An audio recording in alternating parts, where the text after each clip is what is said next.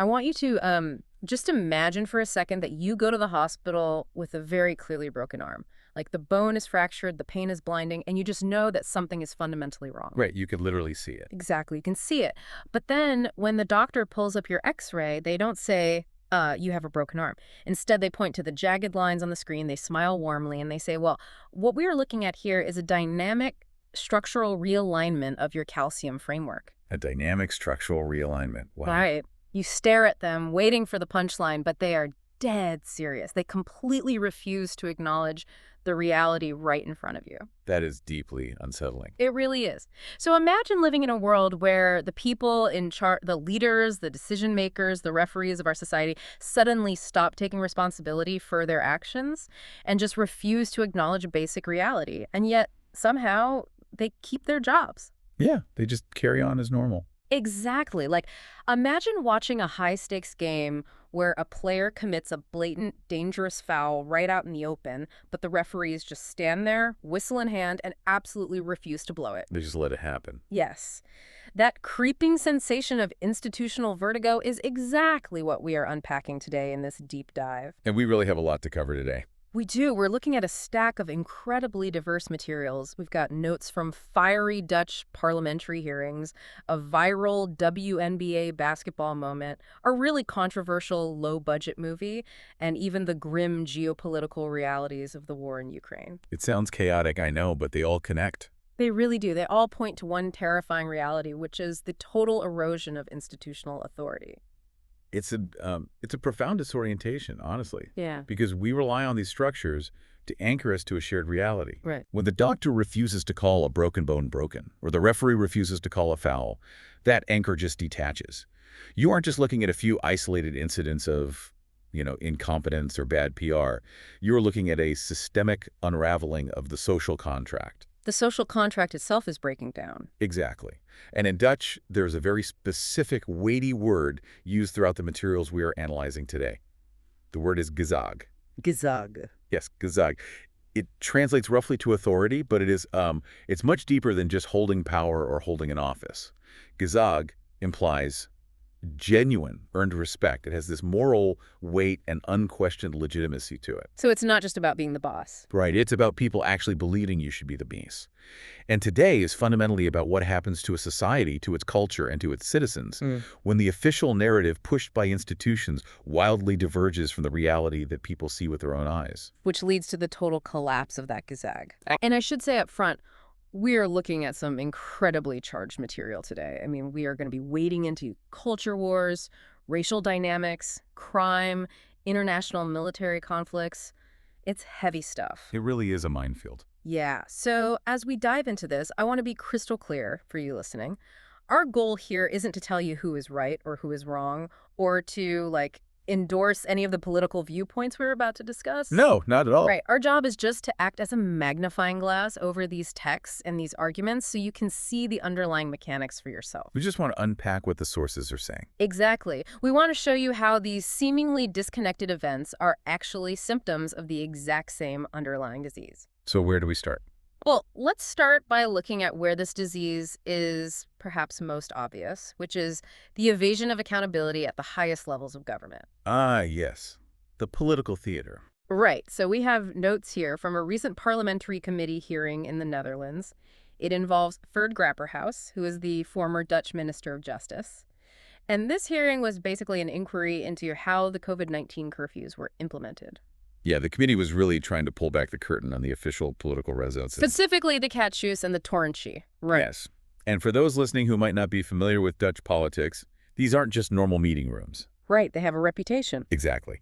The Catschus is the Prime Minister's official residence, and it's notorious for being the place where informal, backroom deals are hammered out long before they ever see the light of an official cabinet meeting. So it's where the real decisions happen, off the record. That's the perception, yeah. Yeah. And that context is so crucial here because the parliamentary committee is trying to establish a clear timeline. They are trying to assign responsibility for one of the most drastic, unprecedented restrictions of civil liberties in recent Dutch history. The curfew. The curfew. They want to know who actually pushed for it, what the legal justifications were, and how the decision was truly made behind all the public relations spin. It's a massive stress test of democratic accountability. That's exactly what it is. And the person administering that stress test in this hearing was a committee member named Songul Mutlur. She's from the left-leaning coalition. And reading through the transcripts of her questioning, I mean, her performance was incredibly precise. Very methodical. Yeah, she wasn't grandstanding for the cameras. She was relentlessly pushing for hard facts, really just trying to nail down a timeline.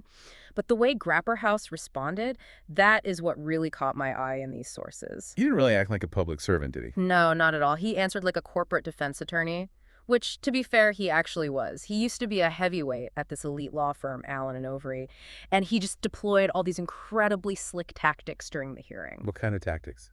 Well, he would deliberately manipulate the pacing of the interrogation. Like, he would speak incredibly fast to overwhelm the listener with details, and then suddenly slow down to a crawl just to control the rhythm and eat up the clock. Classic lawyer move. Exactly. He used deflection constantly, and he even resorted to this really folksy, false humor. Oh, right. The hair salon joke. Yes. At one point, when he was being pressed about the severe economic and psychological impact of closing small businesses during the pandemic, he joked that he personally didn't mind the hair salons closing because he is bald. I mean, which is just a textbook evasion technique. It really is. It attempts to lower the tension in the room Yeah. and completely distract from the severity of the institutional overreach they're supposed to be investigating.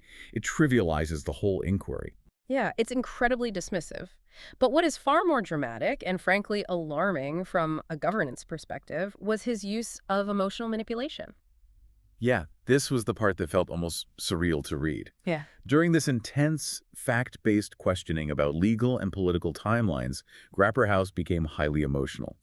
The sources note that he reportedly teared up to 5 times during the hearing. 5 times during a timeline inquiry. Yes, he started bringing up associations that had absolutely nothing to do with the core questions being asked. Like, he would pivot from a direct question about legal mandates to talking emotionally about how hard it was for people living on the streets during the pandemic. Wow. It felt like he was deploying his own tears as a human shield against Mutlur's factual interrogation. That is quite an image. It reminds me of a slick corporate PR team trying to outmaneuver a basic customer service complaint. You know, when you call a company because they billed you twice and they keep saying things like, "We hear your frustration and we deeply value your journey with us and our hearts break that you are upset." But they refuse to just say, "We made a procedural error and here's your refund." Exactly. They refuse to just acknowledge reality. It is this highly trained, polished empathy that ultimately completely avoids the core issue. It is maddening. That corporate PR analogy captures the exact frustration the public feels.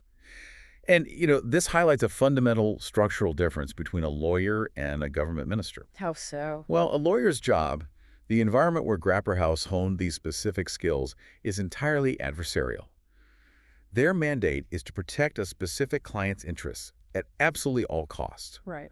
A defense attorney will use every rhetorical trick, every emotional appeal, every procedural delay they can legally muster to shield their client from liability. The truth is basically secondary to the client's defense. But a government minister isn't defending a private client. Exactly. They're supposed to be defending the public interest. A minister's fiduciary duty is to the country, which requires transparency, accountability, and a fundamental commitment to the truth, especially when they are under oath in a parliamentary inquiry. So by using those tactics, he's betraying that duty. Yes. By deploying these slick lawyer tactics, the crying, the jokes, the strategic memory loss, a leader violates the very essence of public service. This is exactly how Gazag evaporates. Modern political leaders have largely lost the ability to simply own their decisions. They completely refuse to stand behind their choices. It's always someone else's fault or the result of some unavoidable systemic pressure. Right, we see this recurring pattern across global politics. Instead of a leader making a tough, agonizing political choice, like balancing economic survival against public health, for instance, and then looking the public in the eye and saying, "I chose this path, I believe it is right, and I take full responsibility for the consequences." They don't do that anymore. No, they hide. They hide behind expert committees. In the Netherlands, during the pandemic, it was a constant refrain. Yeah. The politicians would say, "We were just following the OMT," or "We were just following the RIVM." referring to the public health advisory bodies. If So they basically use science and medical reports as a bureaucratic human shield against political accountability. That is a great way to put it. They outsource the political decision to an advisory board and then claim they had no choice in the matter. But managing a society during a crisis is fundamentally a political act. It involves value judgments that science alone simply cannot make. Right, because science just gives you the data. Exactly. Science can tell you how a virus spreads. It cannot tell you if the psychological damage to children from closing schools outweighs the physical risk to the elderly. That is a political judgment call. Yeah. When leaders spend millions on expert reports just so they have a piece of paper to point to when things go wrong, they strip themselves of genuine leadership. And when the public watches a minister dodging, deflecting, and crying, rather than just answering a straight question, the entire institution they represent is left completely hollowed out. It's just devastating to public trust. So if the politicians at the very top are actively twisting words and creating this fog of evasion, what happens to the rest of society? That's the real danger. It trickles down. Right, like what happens to the people whose actual job it is to document reality? If we look at the legal system, we see this exact same erosion of institutional logic bleeding into the cultural sphere, specifically regarding how we are allowed to use language. Ah, the Gnostica Marby case. Yes. This is a fascinating and frankly terrifying case regarding a columnist for the Dutch newspaper De Telegraaf, Nausicaa Marby. The sources detail how she wrote a column discussing the organizers of various pro-Palestinian marches. But she found herself dragged into court and she actually lost her defamation case. Which is significant in itself. Right, but the ruling wasn't based on what she explicitly wrote or what she intended to say or even the factual dictionary definition of her words. The legal reasoning here is quite alarming for anyone involved in journalism or public discourse. It really is. In her column, she had written a sentence where she listed certain organizations and she used a comma. A single comma. A single comma. Based purely on the grammatical placement of this one comma, the court decided that the sentence could theoretically be interpreted to mean that she was linking a specific Muslim umbrella organization directly to Hamas. Even though that wasn't the explicit text. Right. And this is where the logic completely breaks down for me. The columnist and the newspaper explicitly stated in court that this was absolutely not the intended meaning. They clarified the sentence. The actual literal words didn't make that direct claim. So what did the court say? The court essentially said, well, it doesn't matter what you meant, and it doesn't matter what a reasonable person would glean from the context. It matters that a, quote, bad reader could misinterpret it. A bad reader. Yes. So the legal standard for what you are allowed to publish is now based on the most uncharitable bad faith interpretation possible. Wait, how does a society function if every writer, journalist, and citizen has to constantly anticipate the bad reader? It doesn't function well, I can tell you that. I mean, if I say, I love dogs and hot dogs, a bad reader could say, I am advocating for the culinary consumption of golden retrievers. It's absurd, but under that logic, yes. If meaning is defined by the person most eager to be offended, communication just dies. And that slow death of communication is exactly the trajectory we are on. The legal system is actively instituting a standard of hypervulnerability. Hypervulnerability. Yes. The court is prioritizing the protection of individuals from hypothetical, bad faith interpretations over protecting the intent and clarity of the speaker. This creates a massive chilling effect. I can imagine. It is effectively the death of free speech by 1,000 procedural cuts.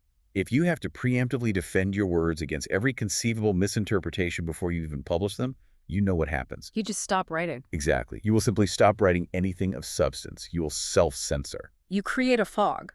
Just like Grapperhaus used emotional fog to evade political accountability, the courts are generating a fog of liability that completely suffocates honest debate. It represents a profound shift in the burden of truth.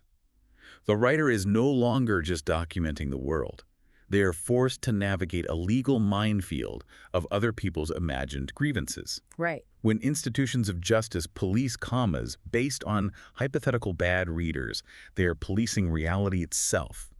They are saying that the subjective, easily manipulated feeling of the listener matters more than the objective intent of the speaker. Which naturally brings up the question, what happens when the public feels the system is completely failing them? Like, if the politicians are dodging accountability and the courts are punishing people for how a bad reader might misinterpret a comma, where does the public actually go for a sense of They justice? look outside the system. Exactly. The answer seems to be that they bypass the broken institutions entirely. And we see this manifesting in a really dark cultural desire for vigilantism. The Yui Bowl movie. Yes. There's this low-budget movie directed by Uwe Boll that only cost about 750,000 euros to make. For a feature film, I mean, that is absolute pocket change. It's nothing in film terms. Right. Yet, it suddenly gained massive global traction, hitting #1 on platforms like Apple, largely because it was promoted by Elon Musk on X. And the premise of the film is highly provocative. Very. It follows a wealthy white man of middle age who basically becomes a vigilante. He essentially takes brutal, murderous revenge against criminals and, crucially, against what the film portrays as a failing, overly therapeutic, woke justice system. He doesn't just attack the gang members, right? Right, he attacks a judge. Now, obviously, the violence in the movie is extreme. I mean, the vigilante slaughters entire families. It's totally disproportionate. Oh, absolutely. But it's vital to understand the underlying grievance this movie is tapping into. It isn't just random, senseless violence that's drawing people in. The visceral anger driving the popularity of this film is directly connected to real-world institutional failures. The sources make a very specific connection here. Yes, they specifically point to the Rotherham and Telford abuse scandals in England as the kind of systemic rot that fuels this public rage. And for context, for those who might not know, those scandals involved the horrific, systemic sexual abuse of young girls. We are talking about a staggering, almost incomprehensible figure of up to 250,000 victims across various areas if extrapolated over the decades it occurred. It's just sickening to even think about. It is. But the most enraging part for the public, and the specific failure that fuels the sentiment in this movie, is that the institutions, the local police, the social workers, the city councils, frequently just looked the other way. They knew about it and did nothing. They actively suppressed investigations for years out of fear of being labeled culturally insensitive or racist, because many of the perpetrator gangs were from specific migrant backgrounds. So the institutions prioritized their own political optics and their fear of social backlash over the physical safety of hundreds of thousands of children. Exactly. I mean, the movie is essentially a dark fantasy of someone finally doing anything, when the police completely refuse to. It's a terrifying cultural diagnostic tool. It really shows where the culture is at. It shows a society where the pendulum of justice has swung so far toward understanding and protecting the criminal, or protecting the institution's image, that it has completely abandoned the victim. And this brings us to a really deep philosophical critique of how our justice system currently operates. The sources discuss this concept of the sociologization of punishment. The sociologization of punishment. Okay, let's break that down. How does that actually work in a modern courtroom? Well, in practice, it means that when someone commits a horrific crime, the modern justice system increasingly looks at their societal background, their childhood trauma, their socioeconomic status, or their marginalized identity. Right. And they use those factors to explain, minimize, and often excuse their actions. The primary focus of the court shifts from punishing the transgression to asking, how do we therapeutically rehabilitate this person so they can re-enter society? So the perpetrator is viewed almost as a victim of their circumstances. Exactly. Which, on the surface sounds incredibly compassionate and progressive. Yeah. Like, we want to understand the root causes of crime, right? It does sound compassionate. But if we look at the philosopher Hegel's theory of right, we see why this therapeutic approach is actually deeply flawed and, ironically, dehumanizing. Wait, how is it dehumanizing? Well, Hegel argued that punishment isn't primarily about deterring future crime, and it certainly isn't just about rehabilitating the offender.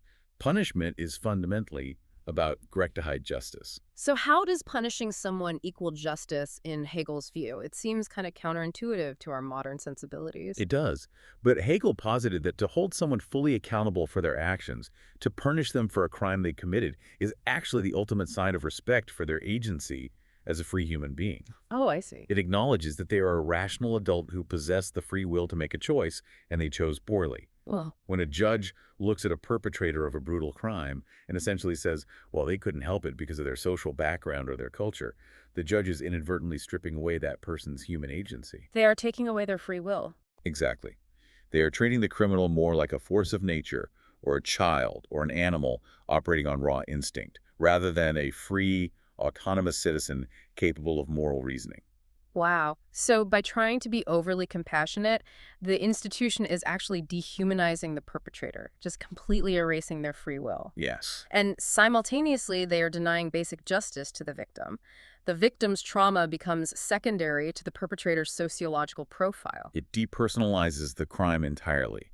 And when victims and the broader public see a judge utilizing this therapeutic framework to hand down light sentences for brutal crimes, or when they see police ignoring systemic abuse in Rotterdam to protect their own careers, it generates an immense dark reservoir of resentment. And that's what the vigilante movie taps into. Precisely. The vigilante movie taps directly into this reservoir. The character is taking revenge not just on the criminals, but on the institutional judges who have abandoned the core concept of direct to hide. And we actually see this exact dynamic, this profound need to bypass failing institutions to find justice play out in a completely different, much less violent arena.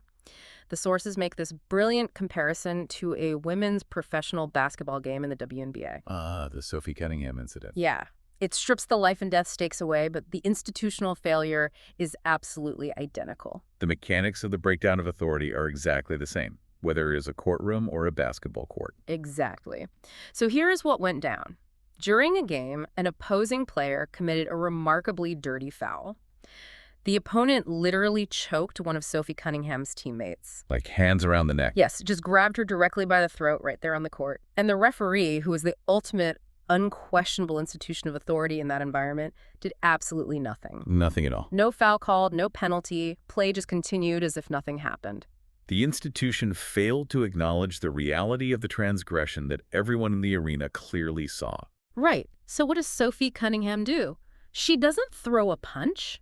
She doesn't dive to the ground to fake an injury, to face a video review. No, she does something much more symbolic. Instead, she stands her ground on the court, and she simply points her finger directly at the player who committed the foul, and she just holds it there. For a long time. She keeps pointing for an incredibly long, wildly uncomfortable amount of time, making sure every single fan, every camera, and every official sees exactly who she's pointing at. It is an elegant, almost chilling response to the collapse of authority. It's basically a modern, civilized, real-world version of the vigilante movie. Exactly. When the referee at the institution refuses to blow the whistle, the player, the citizen, takes it upon herself to enforce the boundaries of reality. She's basically saying, I see what you did, and since the system won't hold you accountable, I will make sure the public does. Right. So she's performing what the Greeks called categoria, right? Bringing the hidden transgression into the public square because the authorities won't do it. That is a perfect application of the concept. Categoria in ancient Greek, particularly in legal and public contexts, meant to accuse someone in the public square. To accuse publicly. Yes. It was the act of making a hidden or ignored transgression visible to the community. By pointing her finger, Cunningham is performing categoria. She is bypassing the failed referee and appealing directly to the public's inherent sense of justice. But even if we admire Cunningham's restraint, she didn't resort to violence. The underlying phenomenon is incredibly dangerous, isn't it? It is deeply dangerous. Yeah. Because whether it is a silent finger point on a basketball court or a fantasy of murderous revenge in a movie theater, it is a desperate attempt to restore order when institutional authority is absent. Right. Nature abhors a vacuum. Exactly. When the referee is blind or when the judge prioritizes sociology over justice, citizens will eventually inevitably resort to their own methods to reestablish the rules. And that path always leads to tribalism, chaos, and the total breakdown of civil society. It really feels like the ground is shifting beneath us. And this feeling of systemic unfairness, this institutional blindness, isn't just affecting how we deal with present-day street crime or sports. No, it goes much deeper. It is actually being applied retroactively. Institutions are actively changing how society is allowed to view its own history. This is where we see institutions actively shaping a historical narrative that alienates the very people they are supposed to represent. The battleground shifts from the courtroom to our collective memory. We see this clearly in the analysis of a specific speech given by Femke Halsema, who is the mayor of Amsterdam. She was speaking at a Ketty Coty event. Right. Now, Ketty Coty is the Dutch commemoration of the abolition of slavery. It is an incredibly important, somber memorial that deserves deep respect. But looking at the institutional narrative Halsema presented, it relied heavily on a very simplistic, almost binary narrative. Oh, so. Well, it framed the entire history of global slavery almost exclusively through the modern lens of identity politics. Basically, white guilt on one side and black victimhood on the other. And to be absolutely clear, the horrors of the transatlantic slave trade are undeniable, and remembering them is crucial. Absolutely. But the critique in the sources focuses on how much historical nuance is being deliberately stripped away by politicians to serve a modern political agenda. If we look at the broader historical context, the sources reference historians like Pete Emmer, who has faced immense academic and public backlash for simply pointing out documented historical facts. The narrative becomes much more complex. Right, because slavery was not a uniquely Western or uniquely white invention. It was a global, pervasive, deeply entrenched human phenomenon. It was everywhere. It was practiced extensively by the ancient Romans, the Greeks, the Ottomans, and crucially, it was actively practiced and integral to warfare and economics within Africa itself for centuries before European ships ever arrived on the coast. That's a historical fact that often gets omitted. Europeans didn't invent the concept of slavery. They essentially tapped into an existing brutal market in North and West Africa and expanded it on a terrifying industrial scale across the Atlantic. Furthermore, this truncated institutional narrative ignores the other half of the historical reality. It completely ignores the fact that it was within the Western Christian philosophical tradition that the concept of universal human rights was eventually developed. Which is a massive omission. It is. This was the very intellectual and moral discourse that ultimately delegitimized and ended the global slave trade. There were massive, bitter social and religious movements in the 19th century in Europe and America. People who bled and died to dismantle the institution of slavery. Exactly. But this emancipatory role of Western ideals is completely scrubbed from the modern institutional speeches. So why do politicians do this? I mean, if the goal is just to make sure we don't forget the victims, why is this specific white guilt framing, this flattening of history, so effective for institutions and yet so dangerous to the social fabric today? Well, it is effective for institutions because it creates a very easily manageable moral binary. It's simple. Good guys and bad guys. Right. But it is dangerous because reducing incredibly complex, multi-layered human history into a simple two-dimensional oppressor versus oppressed narrative based entirely on modern racial categories creates profound societal resentment. It leaves people out. It completely erases the historical suffering of the white working class. And there was immense suffering. If you look at 19th century Europe, you have day laborers in places like Drenthe and Brabant in the Netherlands living in absolute grinding poverty. Terrible conditions. The sources specifically mention the Dutch child labor laws of 1874, the Kinderwetje van Houten. The very fact that the government had to pass a law to stop wealthy elites from brutally exploiting white children in factories highlights that historical suffering and exploitation were not neatly divided by race. Oh, they were not. They were deeply, inextricably tied to class, power, and industrialization. So when a modern politician stands up at a national memorial and paints a picture where the past is exclusively a story of white people oppressing non-white people, they are telling a huge portion of the working class population that their ancestors' struggles, their poverty, and their exploitation simply didn't exist. It just invalidates their entire history. Yes. It's almost like a form of secular original sin. That is the perfect theological analogy, actually. In strict Calvinist theology, you are born stained with original sin. There's nothing you could do to wash it away through your own good deeds. You're just inherently guilty. Right. It requires constant confession, perpetual awareness of your inherent guilt, and complete submission to the church. Modern institutions are essentially pushing a secular version of this Calvinist dogma. They are. They are demanding that citizens constantly acknowledge and confess to a historical white guilt that they personally had absolutely no hand in creating, while simultaneously demanding they ignore the historical suffering of their own ancestors. And how does that dogma maintain power? Because if there is no salvation, only perpetual guilt, the institution gets to act as the permanent moral arbiter. Exactly. They hold the keys. They get to constantly police your language and your thoughts. But just like we saw with the evasion of accountability in Parliament and the policing of commas in the courtroom, When an institution forces a dogma onto the public that contradicts the complex reality they know to be true, it alienates massive swaths of the population. People aren't stupid. No, they recognize when a story is incomplete. And when they see their leaders pushing a half-truth to serve an identity agenda, that crucial gazag, that trust in authority, erodes even further. And this erosion of trust is dangerous enough when we are debating domestic policy or historical speeches. But the consequences of losing touch with reality shift from cultural friction to matters of national survival and global stability when this institutional blindness is applied to actual battlefields. Which brings us to the geopolitics of the war in Ukraine. The overarching critique here in the sources is that Western institutions, military leaders, and the media are engaging in profound, incredibly dangerous magical thinking. Magical thinking, yes. They are treating military strategy the way a Silicon Valley tech bro treats a new app launch. We see this most clearly in the Western over-reliance on technology as wonder weapons. Think about the constant breathless hype over the last 2 years regarding the delivery of F-16 fighter jets or advanced drone swarms to Ukraine. It's all you hear about. The institutional narrative pushed to the public is that these specific technological innovations are the magic bullet. The implication is that once the F-16s arrive, they will simply turn the tide of the war overnight and force a Russian collapse. But military reality doesn't work like a video game where you just unlock a new weapon and instantly win. You don't just drop an F-16 onto a Ukrainian runway and expect miracles. Not at all. The logistics are staggering.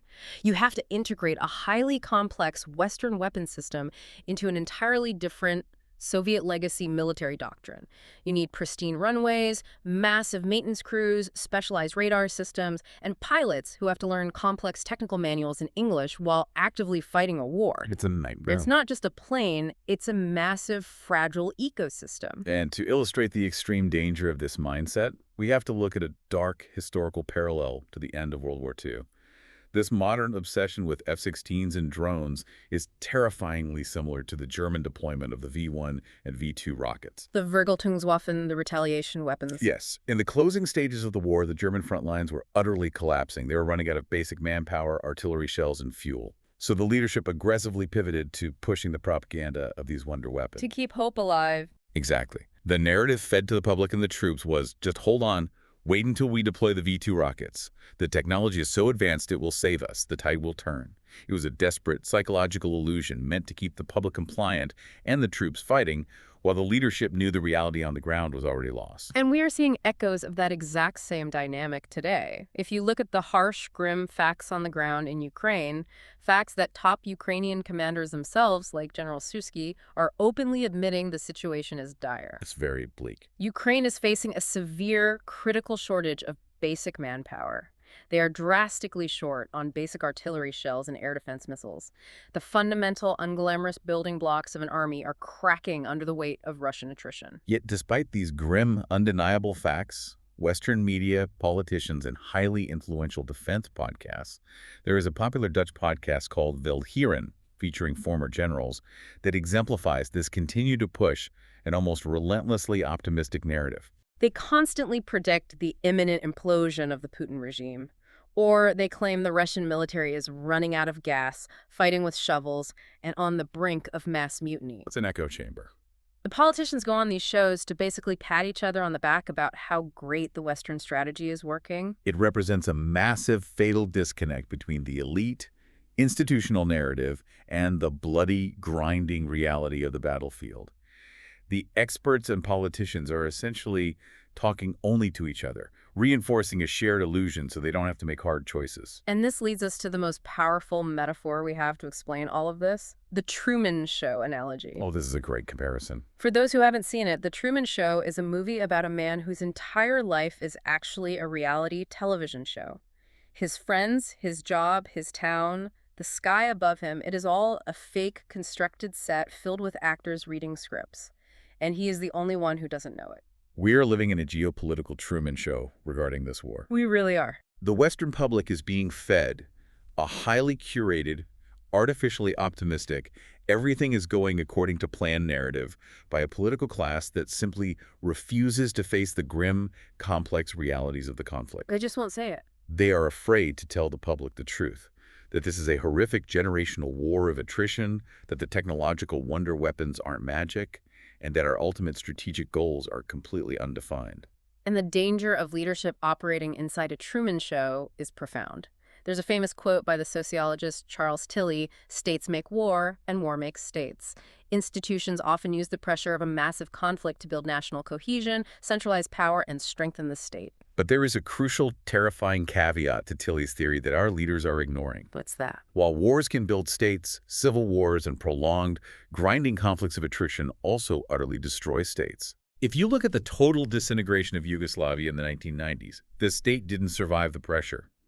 The reality of the Ukraine war, a reality that Truman Show directors refuse to acknowledge on camera, is that parts of the country, like the heavily contested Donbas region, may be permanently destroyed and lost. The land might physically still be there, but the social fabric, the energy infrastructure, the cities, the state itself is pulverized beyond the point of simply being won back and returning to normal. You can't just plant a flag in a pile of rubble and call it a victory. Exactly. True leadership, true Gazag, requires defining clear, realistic strategic goals based on hard, uncomfortable facts.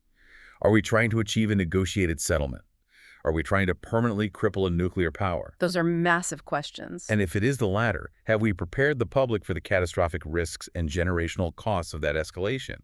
Instead of answering these agonizing questions, the institutions just pump out more episodes of The Truman Show, hoping the drone technology will magically save them from having to make a difficult choice. It is the geopolitical version of Grapper House hiding behind the OMT report. That's exactly what it is. Just pointing at the F-16 and saying, the tech will solve it, so the politician doesn't have to take responsibility for the outcome.